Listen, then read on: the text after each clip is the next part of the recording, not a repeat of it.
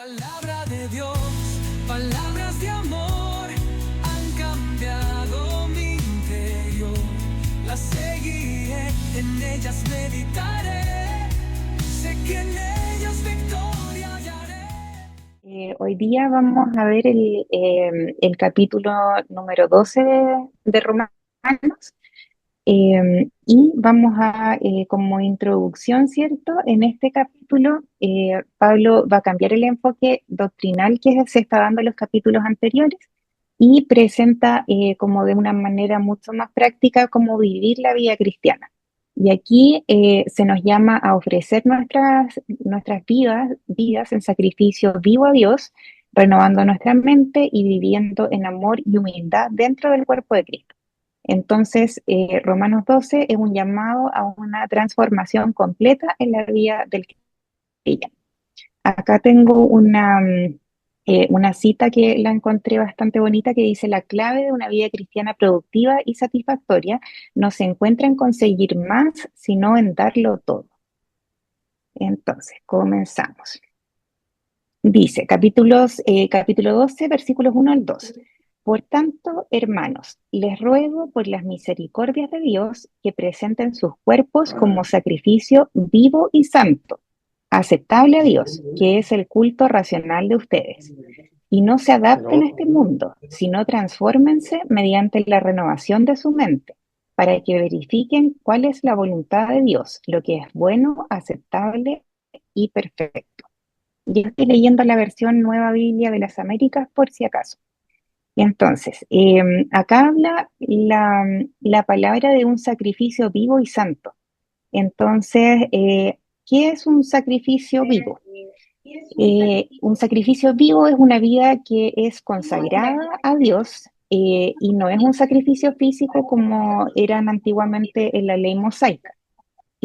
Recordemos que bajo el antiguo pacto Dios aceptaba esos sacrificios de animales para el perdón de los pecados del pueblo, pero esos sacrificios eran como una figura de lo que iba a venir después, que era Jesús como Cordero de Dios. Entonces, de hecho, en Hebreos 9 nos habla de que el sacrificio de Dios, el sacrificio de Jesús es de una vez y para siempre. Y por eso los antiguos sacrificios ya quedaron obsoletos. Entonces, aunque nosotros todavía vivimos en un cuerpo humano que es limitado y está afectado por el pecado, también podemos y debemos en realidad usarlo para honrar a Dios. Eh, como nuestro cuerpo no es eterno todavía, pero sí puede ser usado para hacer lo correcto, para poder servir a otros, y para glorificar a Dios en vez de utilizarlo para el pecado. Y eso tiene que ser un acto intencional, de forma diaria, todos los días, ¿cierto? Morir a sí mismo. Y de esa manera se representa como sacrificio. Entonces, ¿cómo se ve esto en la práctica? En Romanos 12:2 nos muestra el camino, nos dice que nos da dos direcciones. Dice no conformarse al mundo y nos dice que tenemos que renovar nuestra mente. Entonces, el mundo primero, ¿a qué se refiere? Son deseos de la carne, ojos, orgullo de la vida, ¿ya? Entonces, ¿cómo transformamos al mundo? Hacemos rechazando deseos desordenados como comida, placer, sexo, rechazando la codicia, la envidia, el orgullo, la autosuficiencia.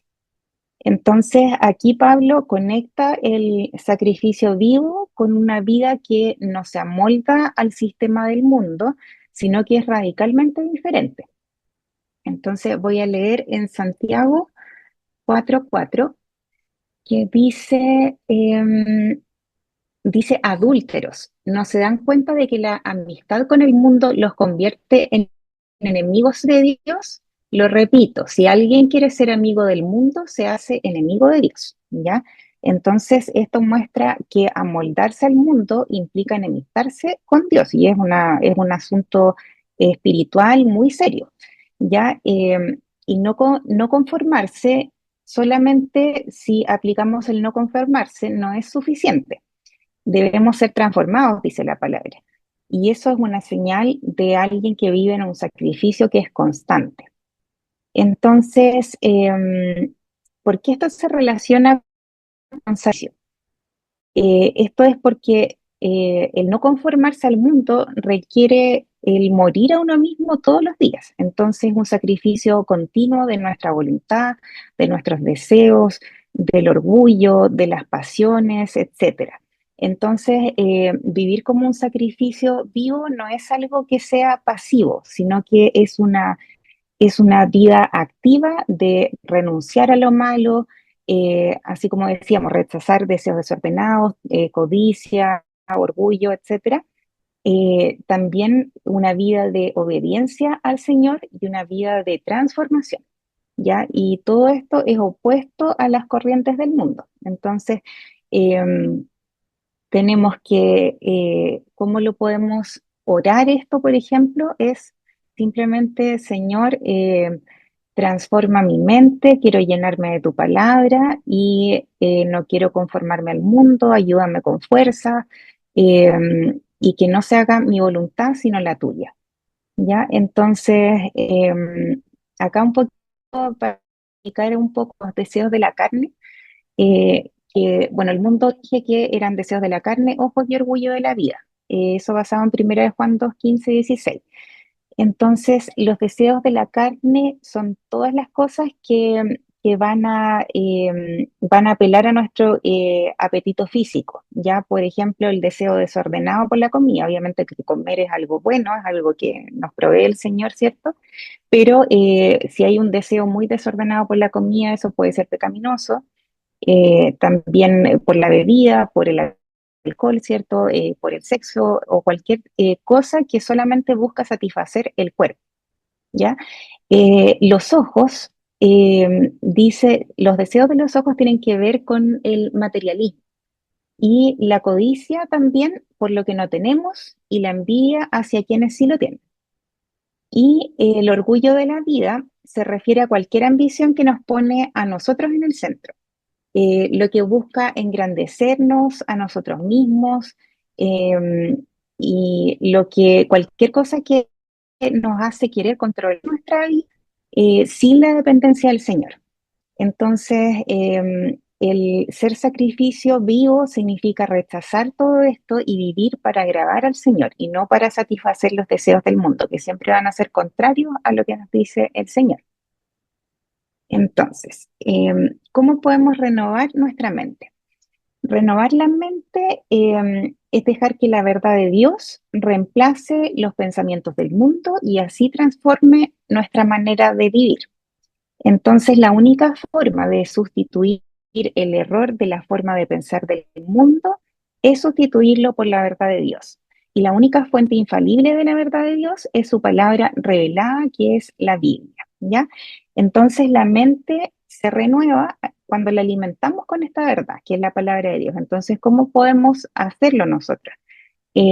Bueno, escuchando obviamente la enseñanza de la prédica, ¿cierto?, del domingo, leyendo y meditando la palabra del Señor, también cosas bien como activas, como filtrar, por ejemplo, las que consumimos, sea en redes sociales, en la música, entretenimiento, cualquier cosa.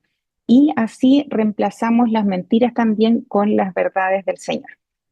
Entonces, para renovar nuestra mente, vemos que es como un proceso bien activo, que tenemos que nosotros poner de nuestra parte a ir conociendo más y para eso también se requiere tiempo. No, no hay acá como atajos, ¿cierto? No hay una fórmula mágica tampoco para poder renovar nuestras mentes, eh, sino que debemos llenar nuestras mentes con la palabra del Señor.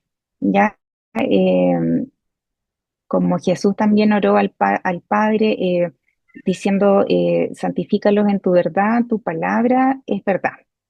Entonces, vemos que esto es un proceso activo, que nosotros debemos apartar un tiempo para tener intimidad con el Señor, para leer y escudriñar también la palabra, no solamente leerlo, porque a veces eh, hay como retos que salen, que son, a ver, ¿cuál fue? Creo que el más descabellado que vi era un reto de leer la Biblia en 40 días, que puede ser, pero obviamente hay que tener harto tiempo, pero no se trata de una carrera, o sea, de quién lee más rápido, ¿cierto? Quién termina la Biblia más rápidamente, sino que tenemos que asegurarnos de que estamos entendiendo lo que estamos leyendo. Y para eso podemos hacer o resúmenes, hacer dibujitos, lo que sea, pero así nos aseguramos de que lo que leímos realmente se nos quedó en nuestro corazón y lo estamos meditando, ¿ya? Entonces, seguimos con Romanos 12:3. Porque en virtud de la gracia dada, digo a cada uno de ustedes que no piense de sí mismo más de lo que debe pensar, sino que piense con buen juicio, según la medida de fe que Dios ha distribuido a cada uno. Entonces acá vemos que se nos dice ustedes que no piensen de sí mismos más de lo que debe pensar. Entonces nos está hablando en el fondo de la humildad, ¿ya? Nos habla de tener un concepto, un buen concepto de nosotros mismos, pero no demasiado alto, ¿ya? Porque hay muchas personas que tienen un concepto demasiado alto de sí mismos, ¿cierto?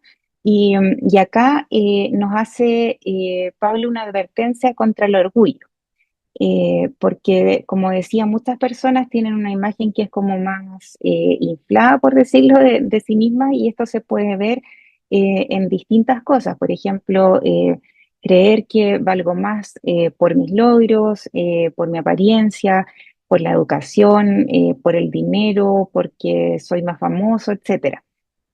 O menospreciar también a otros porque siento que no están a mi nivel. ¿Ya? Entonces, y acá hay un punto que es como clave en esta advertencia contra el orgullo, que vemos que el orgullo espiritual es una distorsión, obviamente, y distorsiona también la verdadera identidad que tenemos en Cristo, ¿ya? Entonces, también tenemos el llamado a pensar con cordura, ¿y eso a qué se refiere? Que Dios no nos llama como a despreciarnos, pero tener una imagen de nosotros mismos, una autoimagen que sea equilibrada. Entonces, el ser capaces de reconocer nuestros dones, por ejemplo, nuestros talentos, nuestro valor, pero sin soberbia. Tenemos que entender que toda nuestra dignidad viene de ser hechos a imagen de Dios y que somos parte también de su cuerpo, ¿ya? Entonces, también es importante pensar que la razón por la que debemos andar en humildad es porque todo lo que somos y todo lo que tenemos ha venido de Dios, ¿ya? Entonces nosotros no tenemos nada que gloriarnos, ¿ya? La gloria es al Señor. Y acá nos habla, a ver, voy a retroceder un segundo. Acá nos habla, dice, sino que piense con buen juicio según la medida de fe que Dios ha distribuido a cada uno. Entonces, ¿qué es eso de la medida de fe? Esto no se refiere a como a cuánto creemos, como si unos tuvieran más fe que otros, ¿cierto? Sino que se refiere más que nada a la porción o al rol que Dios asigna a cada uno en el cuerpo de Cristo, ¿ya? Entonces, cada uno tiene una capacidad que es dada por Dios para servir según el don que Dios le ha confiado, ¿ya? Eso sería la medida de fe.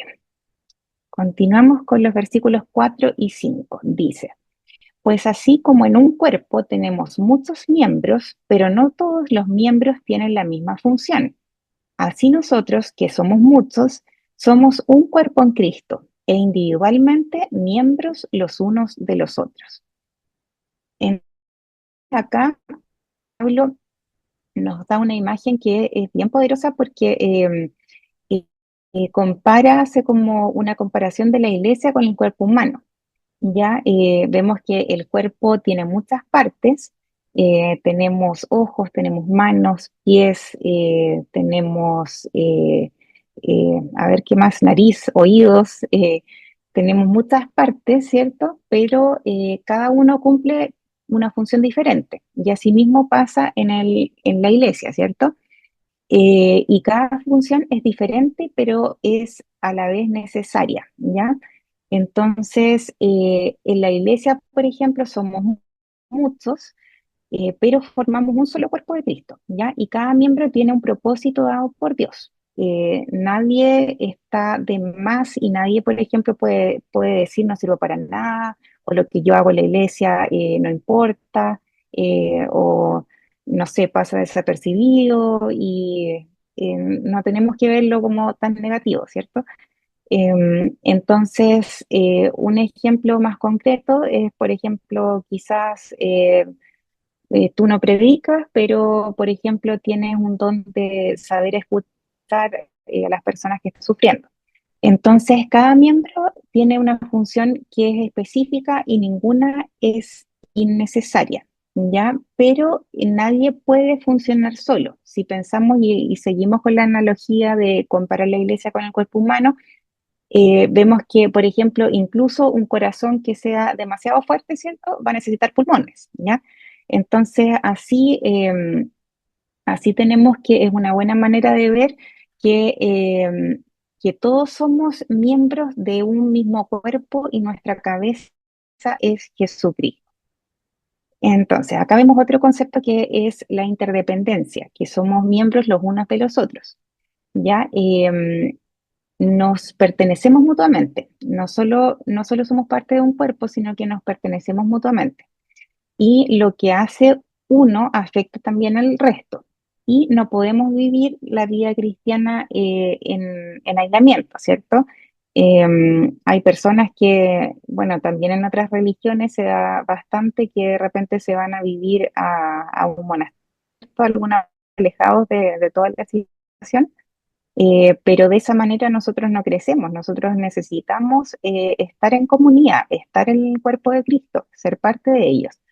Entonces, por ejemplo, si pensamos en una orquesta, que cada instrumento tiene un sonido que es diferente, pero si uno se desconecta de eso, del ritmo, o toca fuera de tiempo, va a afectar a toda la armonía.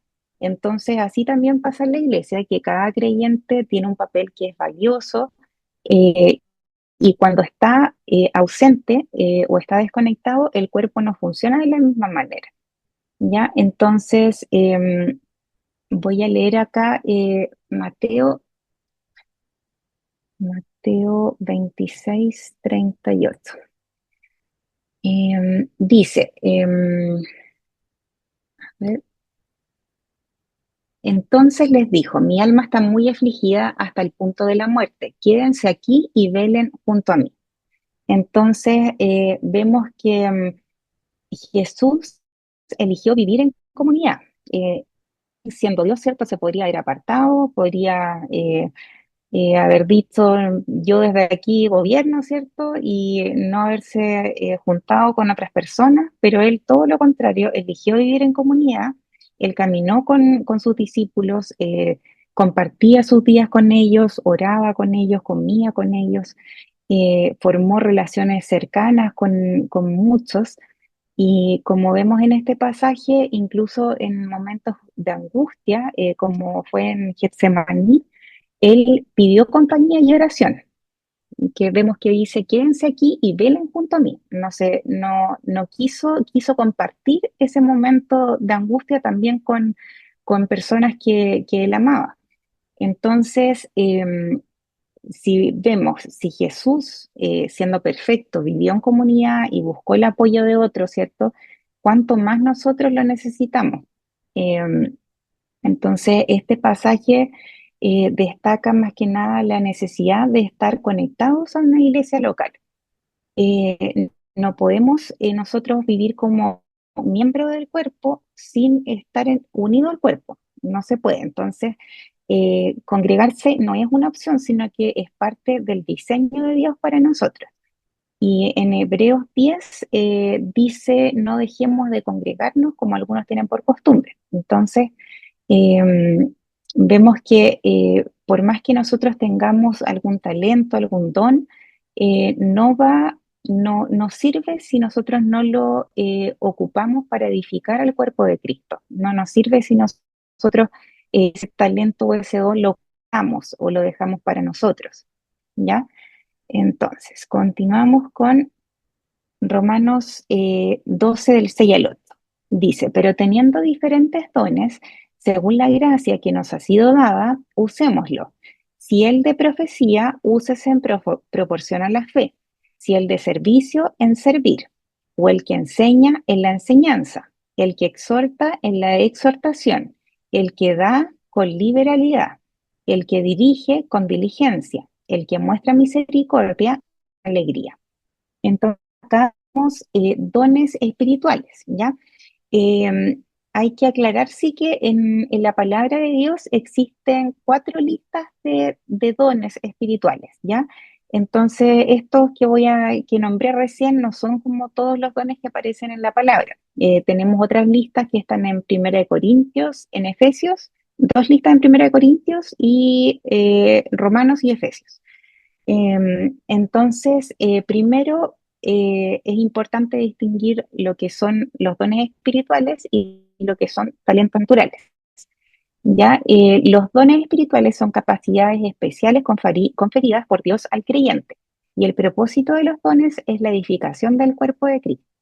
¿Ya? Entonces, por otra parte, tenemos los talentos que son también dados por Dios, pero llegan o desde el nacimiento, ¿cierto? O también se pueden ir desarrollando a medida que uno practica algo, ¿ya?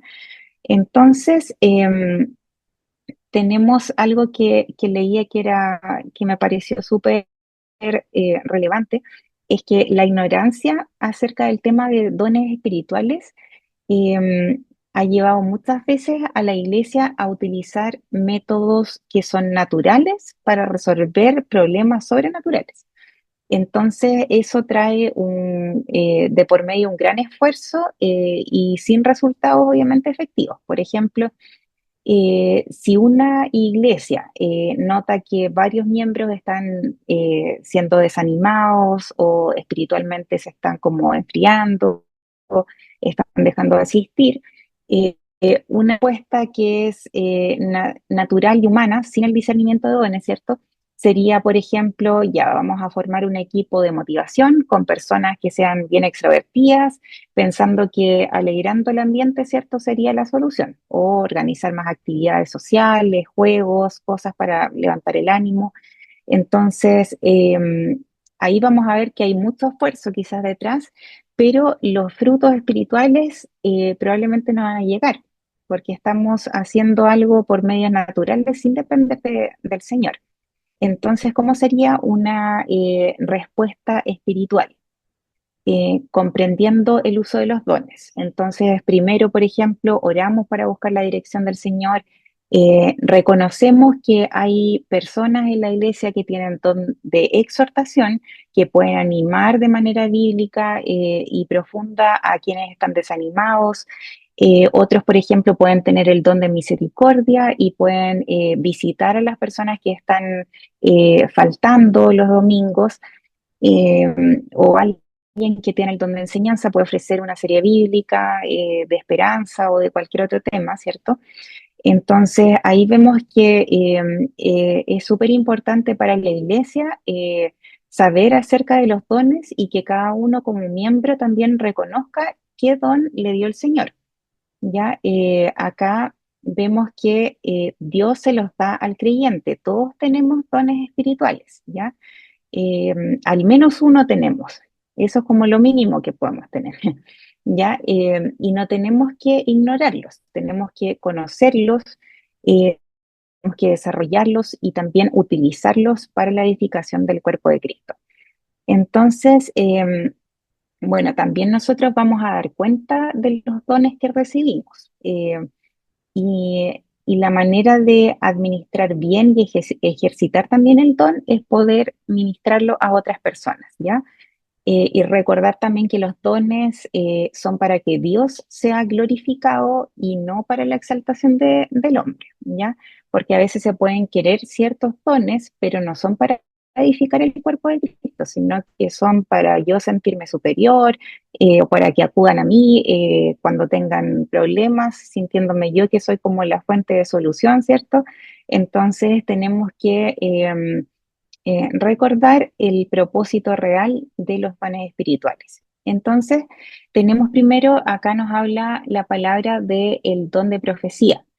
Es un mensaje inspirado por el Espíritu para edificar, exhortar o consolar. Y es en el fondo exponer la voluntad de Dios. Y este don de profecía ha sido muy mal entendido, porque primero debemos comprender que el significado real no es predecir el futuro, ¿ya? De hecho, en 1 Corintios, como leí, 1 Corintios 14, dice claramente que el que profetiza habla a los hombres para edificar, para exhortar y para consolar, ¿ya? Entonces, significa exponer la voluntad de Dios. Por ejemplo, cuando el pastor predica un mensaje y está exponiendo su palabra, exponiendo la voluntad de Dios, es una actividad profética. Vemos también que en el Antiguo Testamento vemos el oficio de profeta, que eso es diferente, que era una figura que era oficial, establecida directamente por Dios para hablar en su nombre y era con autoridad absoluta. O sea, lo que ellos decían era palabra del Señor. Por lo tanto, su mensaje era infalible y desobedecer al profeta era desobedecer a Dios mismo. Entonces, y por eso era tan relevante también cuando alguien profetaba de manera falsa de los falsos profetas y se le castigaba de forma severa a esa persona, ¿ya?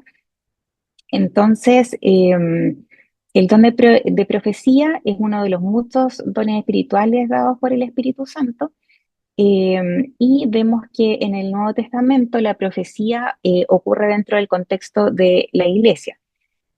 También sujeta a evaluación y no con la función de revelar nueva escritura, ¿cierto? Porque ya sabemos que la escritura está, el canon está cerrado, ¿cierto? Y ya tenemos nuestra Biblia tal como está perfecto, no tenemos que tener otra revelación, ¿cierto? Pero lo que sí es importante es que se dé en este contexto de la iglesia y que también la palabra nos llama a discernir si una profecía es de Dios. Por ejemplo, este don puede incluir advertencias, promesas, o dar ánimo o corregir a alguien, todo desde un corazón amoroso, tierno, y dice también, voy a leer en la primera de Tesalonicenses, Tesalonicenses 5, 20 al 21. Dice, no desprecie las profecías, antes bien examínenlo todo cuidadosamente, retengan lo bueno, absténganse de toda forma de mal, ¿ya? Entonces, no debemos rechazar una palabra profética solamente porque nos acierto, porque no es algo común, pero tampoco debemos aceptarla de forma ciega como si fuese realmente el Señor que nos está hablando, porque tenemos que discernir, ¿ya? Entonces, como decía, puede incluir ese mensaje puede incluir distintas verdades, advertencias, palabras de ánimo o corrección también, pero debemos recordar que lo más importante es que edifica, exhorta y consuela. O sea, si alguien da una, una palabra, ¿cierto? Y no está cumpliendo con esas tres cosas, es porque claramente no viene el Señor, ¿ya? No nos puede condenar, por ejemplo, ya no puede hacer sentir mal a una persona, ¿ya? No viene desde ese espíritu. Entonces, continuamos con don de servicio. Esta es la capacidad para identificar y satisfacer las necesidades prácticas de otros. Se siente un deseo genuino por servir a los demás y aún si cuesta sacrificio. Entonces, por ejemplo, tenemos a Jesús lavando los pies de sus discípulos como un ejemplo de don de servicio. Tenemos también a Marta cuando sirve a Jesús, que aunque Jesús le recordó que era importante escuchar, ¿cierto? Su corazón de servicio también era un reflejo de este don. Tenemos también el don de enseñanza, que es una forma de comunicar las verdades de la palabra de una forma clara y memorable para la vida diaria de los hermanos.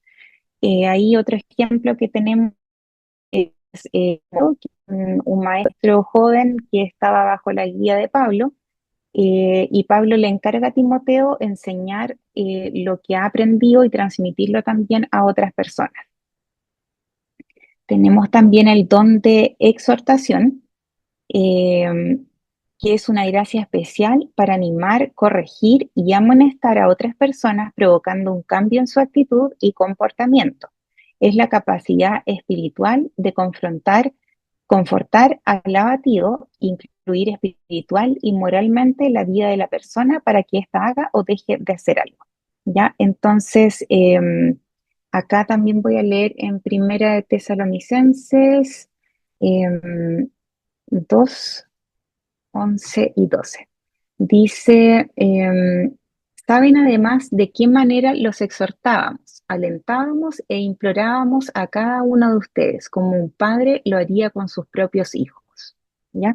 Entonces vemos ahí que la exhortación es un don conferido por el Señor y tiene que ir siempre acompañado de amor, como todos los otros dones, ¿cierto? Tenemos por otra parte el don de dar, que es la actitud generosa que da con sinceridad y de corazón, sin fingimiento o con dobles intenciones. No da para recibir gratitud o reconocimiento, sino por amor de aquel que recibe su ayuda y para la gloria de Dios. Por ejemplo, tenemos a la viuda pobre, que está en Marcos, ¿cierto? Que todo lo que tenía, ¿ya? Entonces, la viuda pobre echó dos monedas pequeñas y llegaban otras personas que eran muy ricas y echaban grandes cantidades de dinero. Y Jesús le dijo a los discípulos que esta viuda pobre había dado mucho más que todos los otros que ofrendaban, ¿ya? Porque todos los otros ricos daban una pequeña parte de lo que los sobraba, ¿cierto? Pero ella, a pesar de lo pobre que era, dio todo lo que tenía, ¿ya? Entonces, ahí tenemos un ejemplo de don de dar. Tenemos también el don de dirección, que es la autoridad divina de proyectar visión, motivar y dirigir a las personas para que lleven a cabo los propósitos de Dios armoniosamente, organizar equipos, desarrollar visiones y alcanzar propósitos divinos. Un ejemplo de este don sería Moisés cuando guía al pueblo de Israel, que llevó al pueblo durante el éxodo, ¿cierto? Pero también en un momento organiza a líderes para que juzguen al pueblo, ¿ya? Siguiendo el consejo de su suegro, organiza y elige, escoge a estos líderes. Entonces ahí tenemos un ejemplo de don de dirección. Tenemos el don de misericordia, que es una empatía especial y compasión sincera por el dolor y sufrimiento de los demás, que resulta en obras de apoyo y caridad. Apoya pacientemente a aquellos que atraviesan experiencias dolorosas mientras tratan de estabilizar sus vidas. Tenemos acá como ejemplo, cuando lo voy a leer en Lucas 10, Lucas 10:30, a ver. Sí, dice acá en la parábola del buen samaritano. Entonces dice que cuando cierto hombre bajaba de Jerusalén a Jericó, cayó en manos de salteadores, los cuales después de despojarlo y darle golpes, se fueron dejándolo medio muerto. Por casualidad, cierto sacerdote bajaba por el camino y cuando lo vio, pasó por el otro lado del camino. Del mismo modo, también un levita, cuando llegó al lugar y lo vio, pasó por otro lado del camino. Y el samaritano que hizo, llegó a donde él estaba y cuando lo vio dice que tuvo misericordia o compasión. Se acercó, le vendó sus heridas, derramó aceite y vino sobre ellas y poniéndolo sobre su propia cabalgadura lo llevó a un mesón y lo cuidó, ¿ya?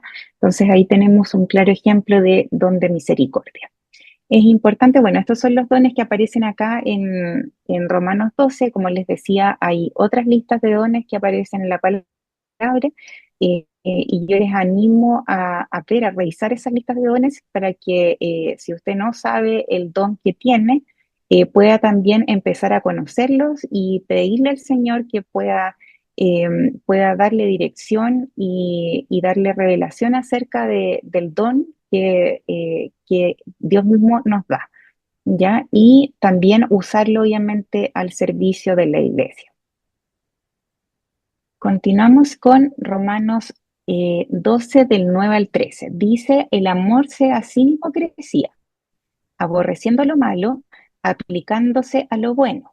Sean afectuosos unos con otros con amor fraternal, con honra, dándose preferencia unos a otros. No sean perezosos en lo que requiere diligencia. Sean fervientes en espíritu, sirviendo al Señor, gozándose en la esperanza, perseverando en el sufrimiento, dedicados a la oración, contribuyendo para las necesidades de los santos, practicando la hospitalidad. Entonces vemos que acá nos habla del amor sin hipocresía. Voy a leer acá la definición de hipocresía: es el fingimiento de cualidades o sentimientos contrarios a los que verdaderamente se tienen o experimentan. Entonces, en un sentido, trata como de lograr que el exterior luzca mejor que lo que uno siente por dentro. Entonces, podemos mostrar quizás un comportamiento que va a ser amoroso, ¿cierto? Pero no muestra realmente lo que sentimos por dentro. Acá Pablo, también en Primera de Corintios 13, 3, habla de algo que es muy importante en relación a este tema. A ver, me está cargando aquí. A ver, sí, ahí. Dice, y si diera todos mis bienes para dar de comer a los pobres, y si entregara mi cuerpo para ser quemado, pero no tengo amor, de nada me aprovecha, ¿ya? Entonces, es importante, acá nos dice Pablo, que independiente de las cosas que hagamos, el amor tiene que estar presente en nuestro sentir, independiente de las acciones que uno haga. Entonces acá se resumen como las características del amor cristiano, basado en el pasaje que leí recién. Entonces tenemos que el amor cristiano debe ser sincero, sin máscaras ni doble intención. Debe ser santo, o sea, rechaza el mal y se aferra a lo bueno. Debe ser afectuoso, que se expresa con cariño genuino como entre hermanos. También respetuoso, honrar al otro y no buscar sobresalir. Y por último, desinteresado, que da prioridad a los demás. Entonces, eso sería, como dice acá Pablo, que el amor sea sin hipocresía, ¿ya? Aborreciendo lo malo y aplicándose a lo bueno. Entonces, seguimos con versículos 14 al 17. Bendigan a los que los persiguen, bendigan y no maldigan, gócense con los que se gozan y lloren con los que lloran.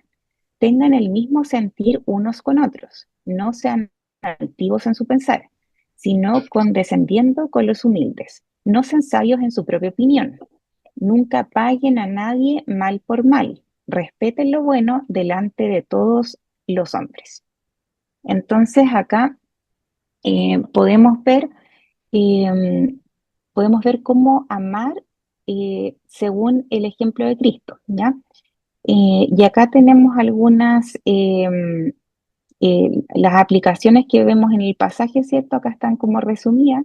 Dice, bendice a quien te hiere, o sea, bendecir a los que nos persiguen, ¿cierto?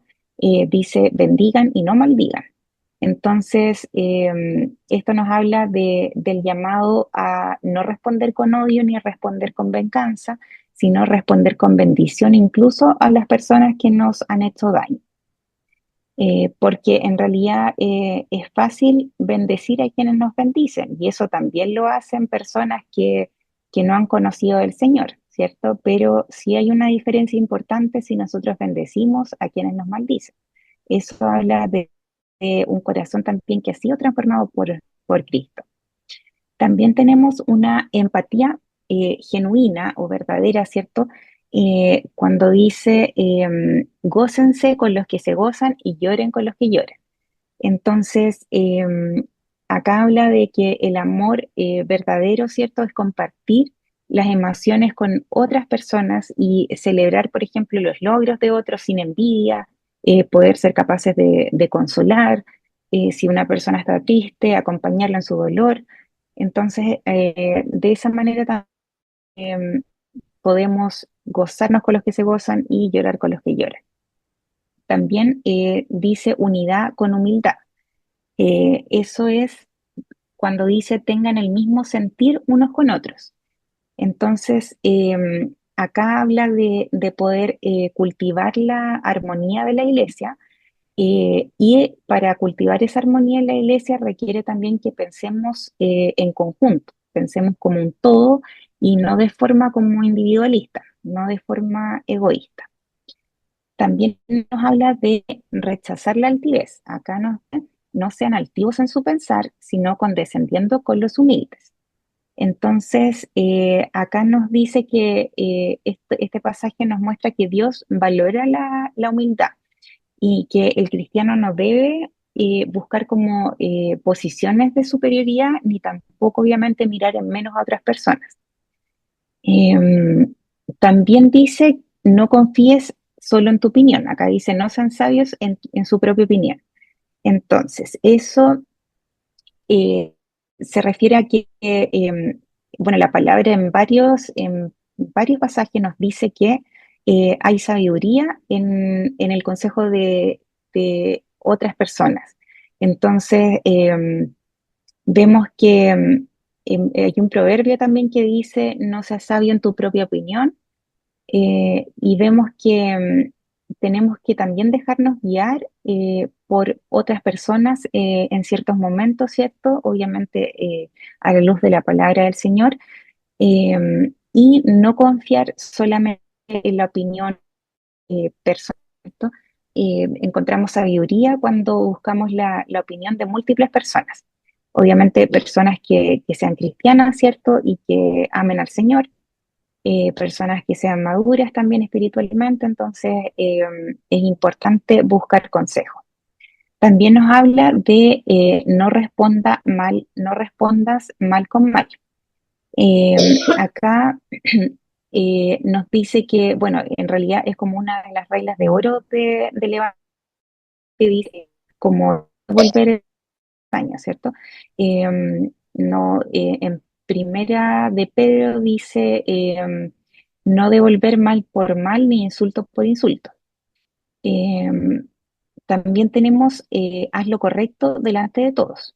Acá vemos que dice respete lo bueno delante de todos los hombres. Em, Acá vemos que nuestro testimonio debe ser público, tiene que ser visible y coherente con lo que nosotros creemos.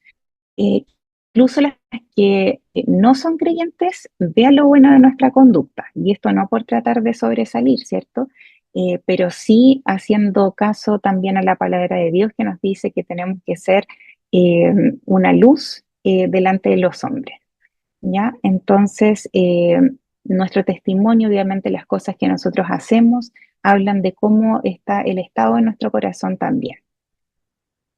Seguimos con versículos 18 al 21. Dice, si es posible, en cuanto de ustedes dependa, estén en paz con todos los hombres. Amados, nunca tomen venganza ustedes mismos, sino den lugar a la ira de Dios, porque escrito está, mía es la venganza, yo pagaré, dice el Señor. Pero si tu enemigo tiene hambre, dale de comer, y si tiene sed, dale de beber, porque haciendo esto, carbones encendidos amontonarás sobre su cabeza. No seas vencido por el mal, sino vence el mal con el bien. Qué tremenda esa palabra, ¿cierto?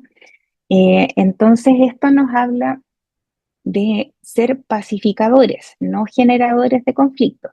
Entonces, acá nos dice que debemos todas las personas, y esto incluye a nuestros hermanos en Cristo y a los incrédulos también.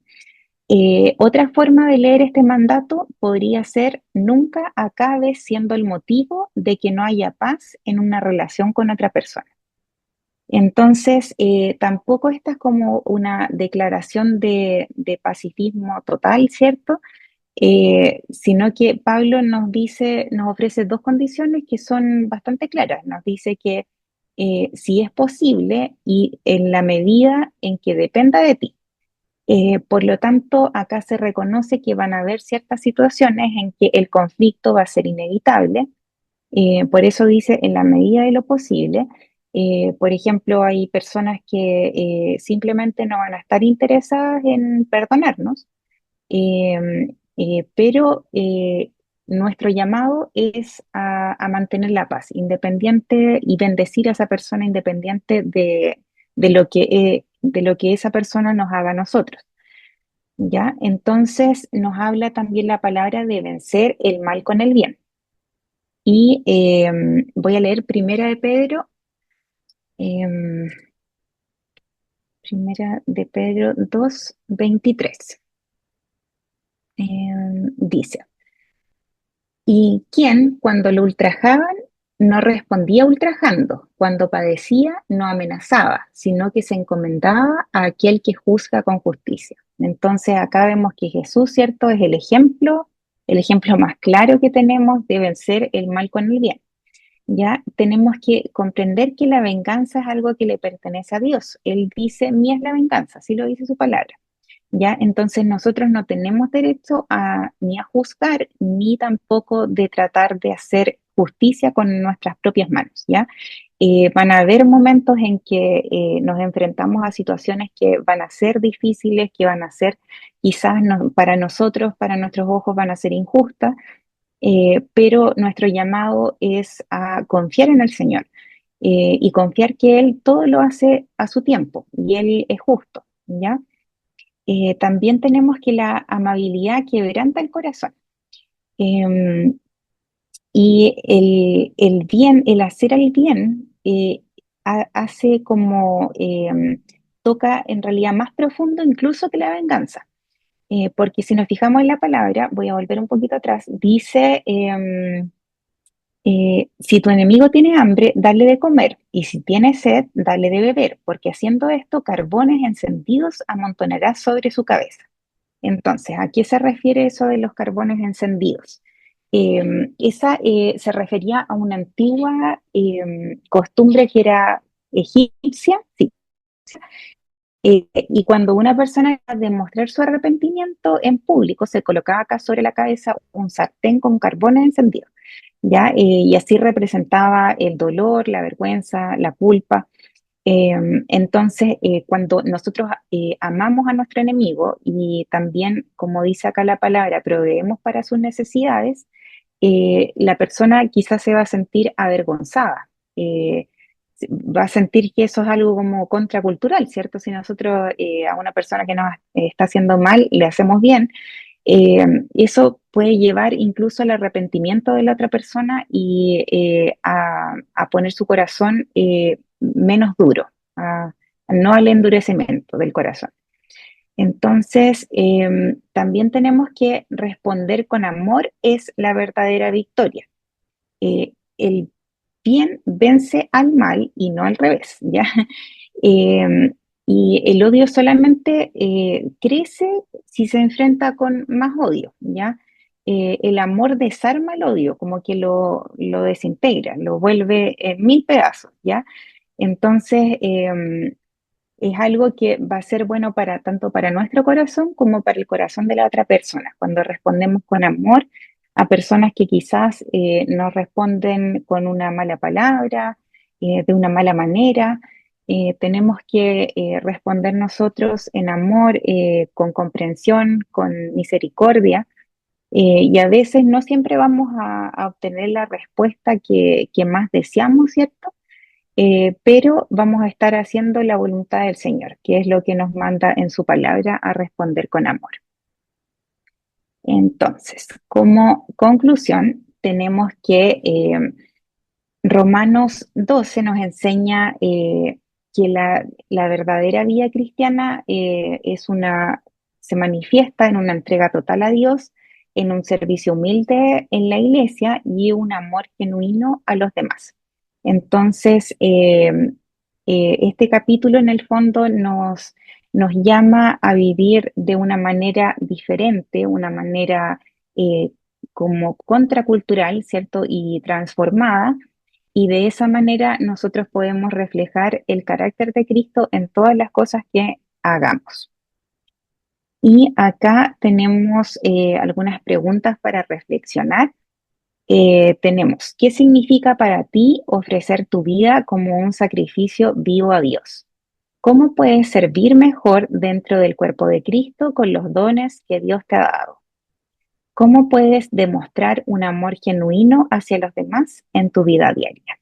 Ahí tenemos algunas preguntas para que podamos reflexionar un poco y bueno, sobre todo el tema de los dones, como les decía, que los invito a poder revisar esas listas de dones, porque no todas las personas saben que tienen dones y que el Señor nos ha provisto de ellos. Es un regalo, es por gracia, ¿cierto? No porque lo merezcamos, pero han sido entregados para poder servir mejor a la iglesia, al cuerpo de Cristo. Entonces es importante que nosotros también podamos identificarlo y podamos servir a la iglesia con esos dones que el Señor nos ha dado. Eso sería, hermanos, muchas gracias. Palabras de amor han cambiado mi interior. Te seguiré, en ellas meditaré. Sé que en ellas victoria hallaré. Tus palabras resuenan en mi interior. Han cambiado todo aquel dolor. Ese amor perfecto lo hizo posible. En Jesús lo hiciste claramente.